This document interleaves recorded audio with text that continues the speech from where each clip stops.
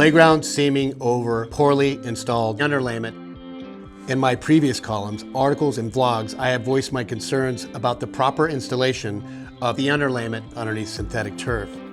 This padding is essential as it is placed directly under the turf to provide additional shock absorbency, ensuring children's safety and meeting or exceeding fall height and ADA requirements. If synthetic turf is improperly seamed over poorly installed underlayment, imperfections will mirror through the surface of the turf, leading to seam ruptures that will diminish the system's longevity. Before installing the turf, it is crucial to inspect the underlayment to ensure that they are installed correctly. I have observed instances of poor workmanship, including the underlayment with holes, surface damage, and large gaps around the playground poles that were cut in. Once installed, the underlayment surface must be smooth. Seams that are located over the underlayment with height differences may eventually tear, especially under stress. Remember, craftsmanship always prevails.